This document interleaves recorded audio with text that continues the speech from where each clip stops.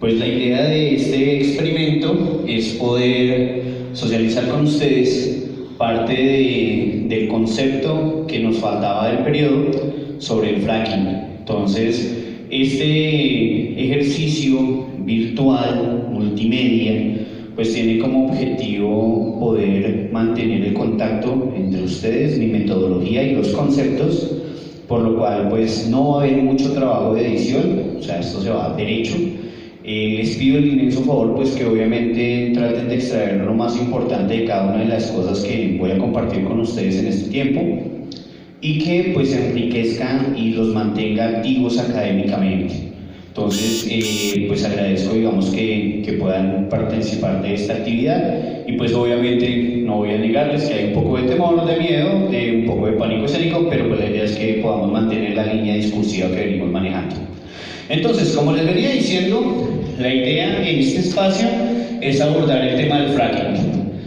Fracking o fracturación hidráulica también viene en toda la línea que hemos venido trabajando en estas semanas, referida a desarrollo sostenible, cambio climático, soberanía alimentaria, y es fundamental tomar como eje de partida la reflexión sobre cuál es nuestra posición frente al uso de los recursos naturales y cómo esto nos genera una necesidad de reflexión y de propuesta de cambio. Siempre entendiendo que tanto cada uno de los temas que les mencioné hace un momento, que hemos visto en este primer periodo, hacen parte de un gran sistema y que ninguno puede ser analizado de forma atómica, de forma única, sino que hay que siempre mantenerla en contexto y en relación con lo demás. Siguiente. Entonces, nosotros, aparte del fenómeno que estamos viviendo con el COVID-19, pues hemos estado inmersos en un tema previo que era la contaminación de cada una de las ciudades.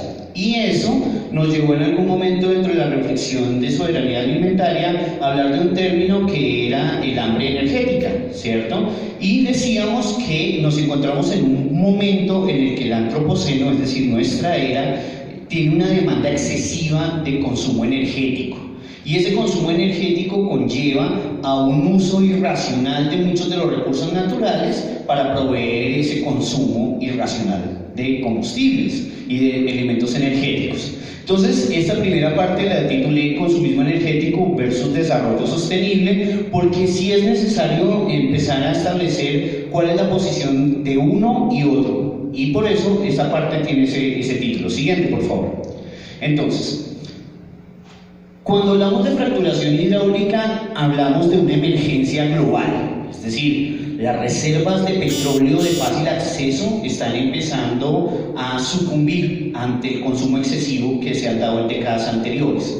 Eso conlleva a que las grandes potencias, grandes multinacionales, emprendan procesos de sostenimiento del consumo actual de hidrocarburos y los ha llevado a tener en cuenta otras prácticas. Y aunque el fracking inicia en Estados Unidos hacia la década del 40 del siglo pasado, pues hay que mantener en la línea y en la perspectiva que pues en su momento no fue tan impulsado, porque había reservas de petróleo alrededor del mundo que daban en su momento a una proyección en el tiempo bastante amplia. Entonces en ese momento no fue tan utilizado, pero sí Estados Unidos desde la década del 40, finales del 30, inicios del 40, empezó con sus primeros procesos de fracking. Entonces esa situación no es ajena a Colombia.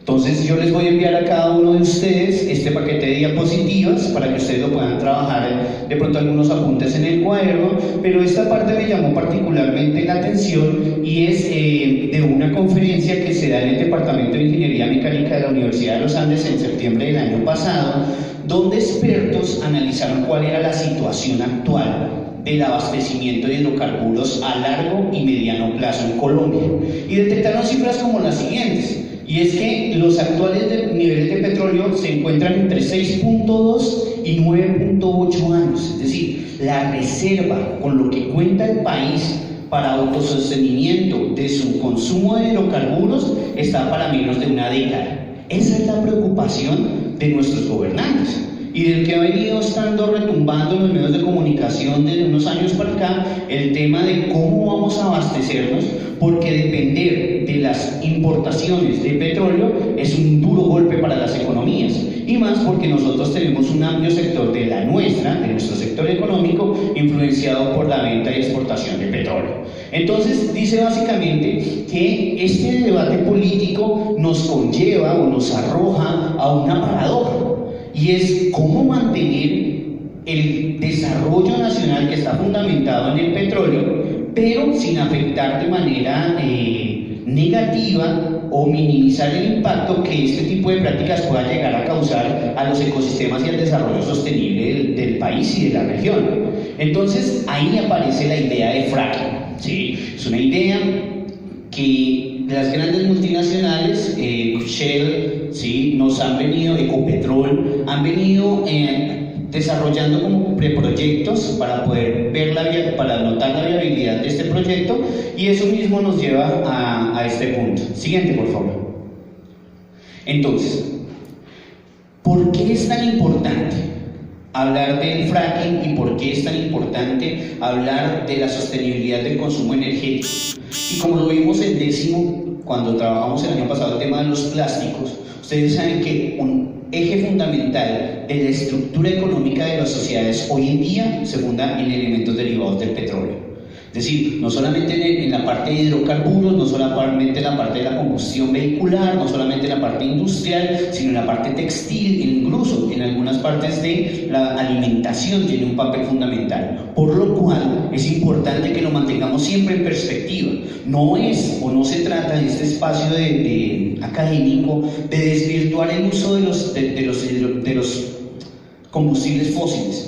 Lo que hay que lograr es mediar y transformar nuestras prácticas de consumo para que esos hidrocarburos sean utilizados de forma correcta, de manera sostenible. Porque si proponemos que de un momento a otro sea arrojada a la borda todo el consumo de hidrocarburos, pues prácticamente que la vida tal como la conocemos en este momento tendría que ser modificada de una forma muy radical, y obviamente eso traería unos efectos colaterales supremamente perjudiciales para la calidad de vida de los sujetos hoy en día.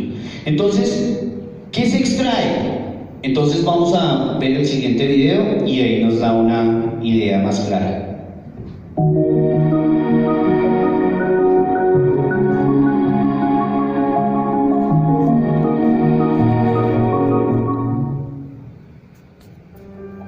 Para conocer la historia del gas y del petróleo es necesario viajar hacia atrás en el tiempo millones de años, a una era geológica que denominamos Mesozoico. En aquellos tiempos los continentes que eran otros y ocupaban posiciones muy diferentes a las actuales, comenzaban lentamente y a lo largo de millones de años a configurar el mapa tal como lo conocemos hoy. Eran los días de los grandes saurios que convivían con primitivos mamíferos, pequeños y asustadizos, y de interminables bosques de coníferas. En las entradas del océano, que formaban fiordos, bahías y ensenadas, así como en otros ambientes de aguas tranquilas, como grandes lagos, comenzaba el proceso de la formación de los hidrocarburos. A lo largo del tiempo, los lechos de esos ambientes acuáticos recibieron enormes cantidades de desechos orgánicos. Eran restos de organismos muertos, de origen animal, así como de algas y plantas terrestres, que se depositaron en el fondo junto con sedimentos minerales de variada composición. Con el paso de los milenios, lo que alguna vez fue el fondo del mar o de un lago quedó sepultado por nuevos sedimentos minerales, a veces con nueva materia orgánica, dependiendo de los procesos que ocurrieron en la superficie. El peso de los nuevos sedimentos hundieron el antiguo lecho cada vez más. Este proceso produjo el aumento de la presión y la temperatura. Al alcanzar determinados valores de presión y temperatura y de ausencia de oxígeno, la materia orgánica contenida en el antiguo lecho acuático comenzó a transformarse en otras sustancias, en lo que se suele denominar una cocina geológica. Millones de años más tarde, la materia orgánica original quedó convertida en gas y en petróleo. Así, lo que alguna vez fue un lecho marino o lacustre, millones de años más tarde se transformó en una roca generadora de hidrocarburos o roca madre. Por tratarse de una roca impermeable, estos hidrocarburos quedaron atrapados en poros microscópicos aislados unos de otros, sin posibilidad de escapar de la formación que los generó. Sin embargo, en algunos casos, el sostenido aumento de la presión y a veces los movimientos tectónicos de la corteza terrestre abrieron pequeñas fisuras en la roca generadora. Aquellas que estaban en contacto con formaciones permeables sirvieron de vía de escape para una parte del gas y del petróleo, en un proceso conocido como migración. En ocasiones, durante la migración, los hidrocarburos encontraron a su paso formaciones geológicas permeables, es decir, cuyos poros estaban interconectados entre sí. En este caso, los fluidos pudieron continuar su lento viaje por el interior de las rocas, en general con dirección a la superficie. A lo largo de millones de años, una pequeña parte del petróleo y del gas formados en las rocas generadoras alcanzó la superficie para perderse en manaderos naturales. Pero una parte de ellos se encontró a su paso con otras formaciones geológicas impermeables, que funcionaron como barreras y les impidieron continuar su viaje. En esos casos, el gas y el petróleo quedaron atrapados en trampas geológicas, es decir, acumulados en formaciones permeables, pero sin la posibilidad de seguir avanzando hacia la superficie debido al sello impermeable.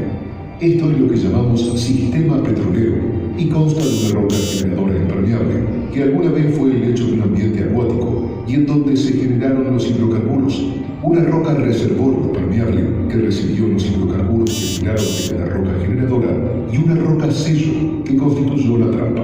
Históricamente, el llamado desarrollo convencional consiste en descubrir estas trampas y mediante la perforación de pozos extraer los hidrocarburos alojados en la roca reservorio permeable. Sin embargo, con las tecnologías actuales, hoy es posible recuperar también los abundantes recursos de gas y petróleo que no pudieron migrar y quedaron atrapados en las rocas generadoras de muy baja permeabilidad. Para ello se utiliza principalmente una técnica conocida como estimulación hidráulica, fractura hidráulica o fracking, que consiste en reabrir las fisuras naturales, apuntalarlas con arenas para que no vuelvan a cerrarse y conectarlas entre sí para permitir la recuperación de los hidrocarburos. A esto se lo llamó desarrollo no convencional. Entonces, a modo de repaso, la actividad convencional consiste en extraer los hidrocarburos que se formaron en la roca generadora, que lograron escapar de ella y quedaron entrampados en las rocas reservorio permeables. La actividad no convencional, en cambio, consiste en obtener el gas y el petróleo directamente de las rocas generadoras impermeables o de muy baja permeabilidad con ayuda de la estimulación hidráulica. La posibilidad de extraer hidrocarburos a partir de los reservorios no convencionales abre importantes perspectivas y brinda a muchas comunidades la posibilidad de abastecerse a partir de su propia energía.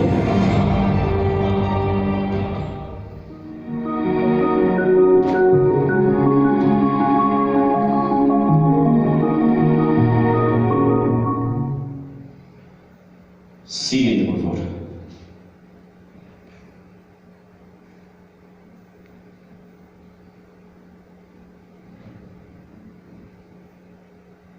Bien, entonces vamos a tratar de recopilar.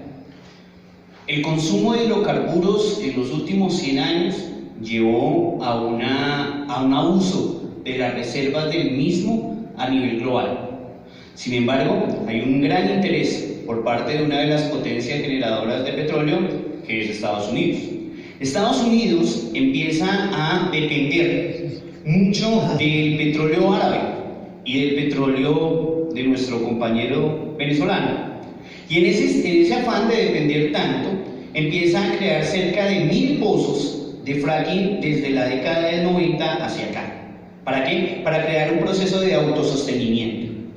Ese proceso ha tenido muchísimas críticas. Sí, si bien lo podemos establecer hasta la fecha, muchas de las técnicas y de la tecnología del fracking ha venido optimizando muchas de las fallas que venía presentando. Sin embargo, bastantes posturas a nivel global se oponen a este tipo de prácticas debido a los efectos colaterales que genera este tipo de pozos.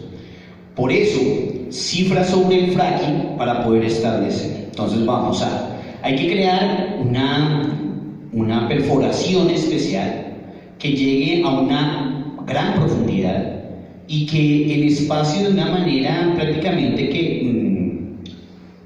artificial se inyectan grandes cantidades de agua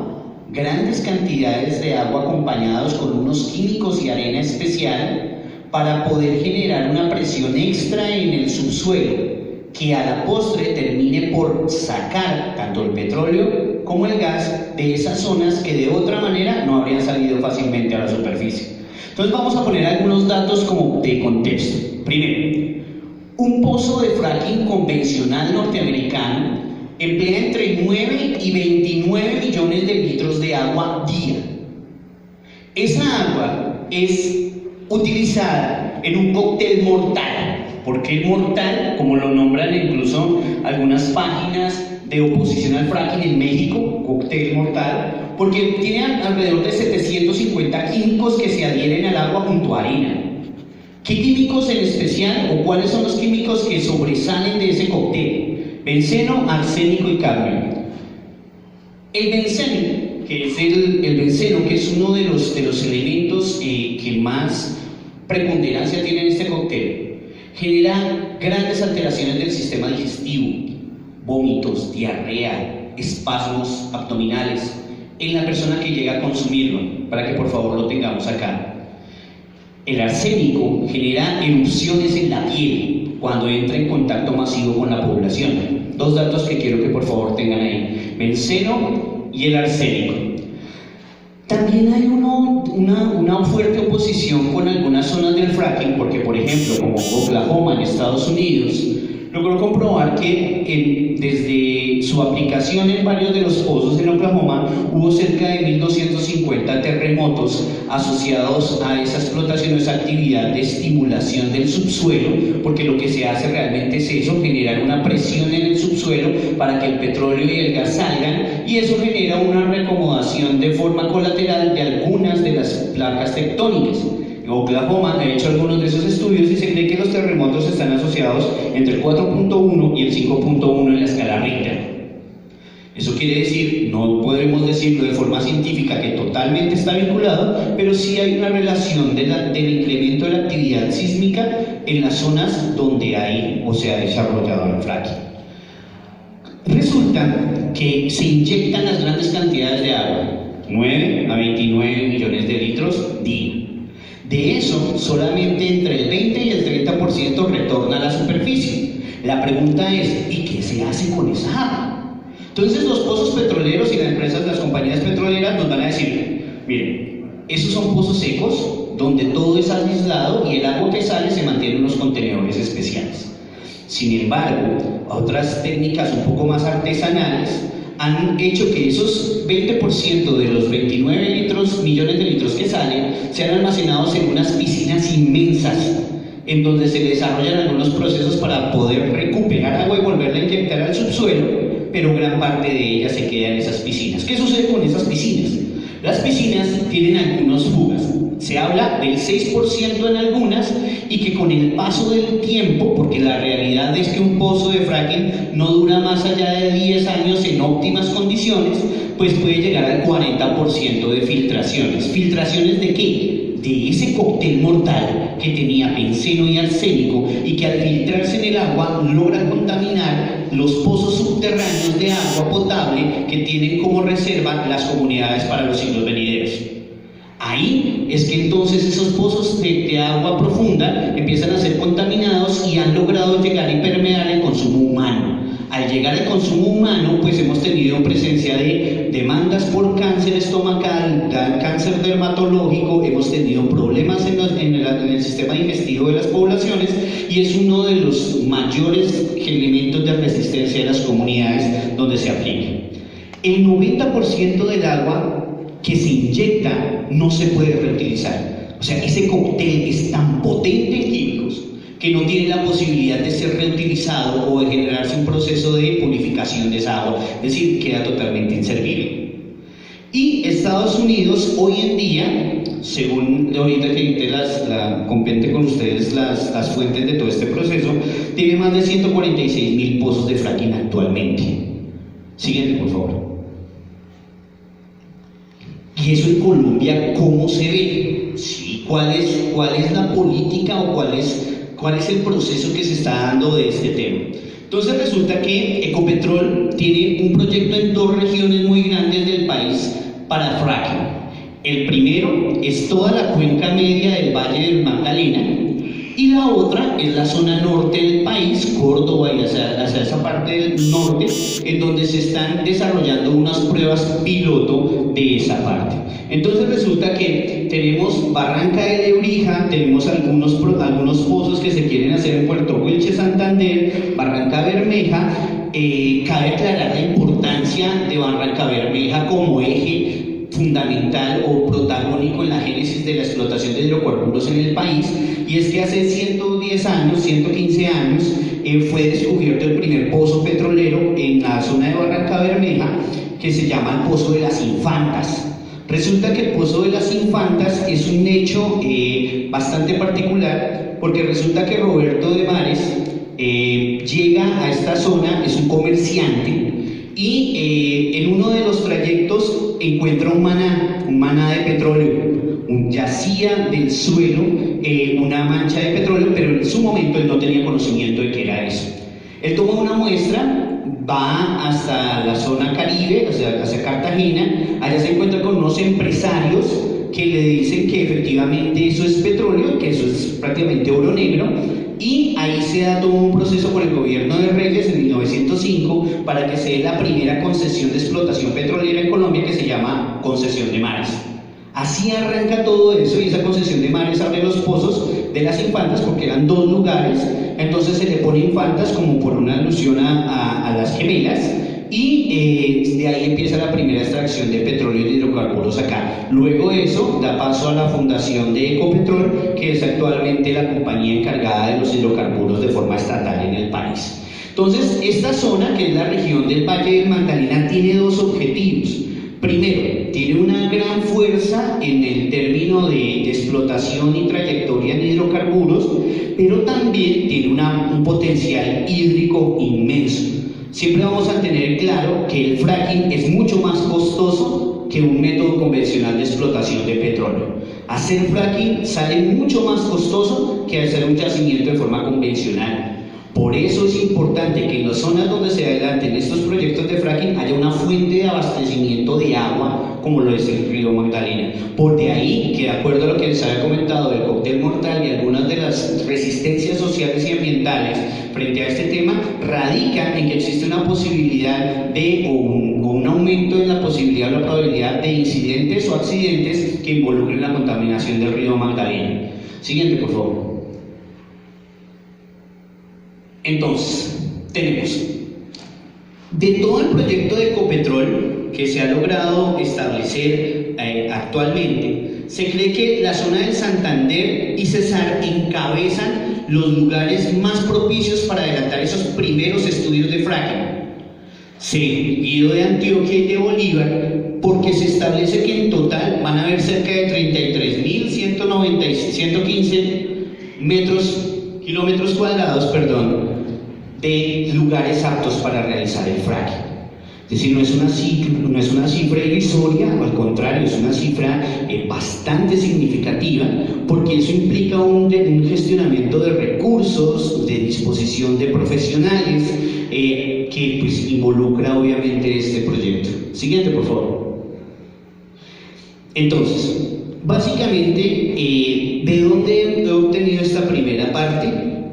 Y, digamos, la información de un foro que se dio en la Universidad de los Andes el año anterior, en el cual pues se habló todo el tema de fracking, la revista Portafolio, que nos ofrece algunos datos y cifras sobre la explotación de petróleo a nivel local, un informe del canal de W que habla sobre el fracking y sus consecuencias, y la parte del tiempo que nos habla sobre el planteamiento de Ecopetrol en tema de fracking en Colombia. ¿Cuál es la idea de esto, muchachos, de esta primera parte de este ejercicio? Es obviamente mantener la relación con las temáticas. Espero que puedan de pronto comprender, y en la parte que vamos a publicar, esto se va a publicar por YouTube, yo les enviaré el link para que ustedes puedan observarlo. También enviaré pues las diapositivas, cada una de las que les acabo de presentar. Obviamente no podemos explorar todo el contenido por el peso del video, pero pues es una manera de mantenernos en contacto. Por favor, mantengan con corresponsabilidad de este tema de la casa, de estar en la familia, aprovechen el tiempo, tengan la posibilidad de prepararse para las pruebas saber, para tener este tiempo para proyectar su vida profesional, la escogencia de carrera, tengan la posibilidad también de utilizar la aplicación móvil que descargamos en clase para seguir aplicando las pruebas de presaber a través del aplicativo móvil que descargamos, tengan la posibilidad también de aprovechar para leer, para disfrutar en familia, de disfrutar de la posibilidad de estar ahí con sus personas queridas, y obviamente pues recordándoles la importancia que tienen ustedes para este proceso. No es fácil, es dirigirme a 3 personas, entonces pues espero que haya sido claro el mensaje, que haya quedado clara la idea de esta parte. No se trata de criticar el uso de combustibles fósiles, pero sí es una manera de llamado para reestructurar nuestra relación con el consumismo de hidrocarburos,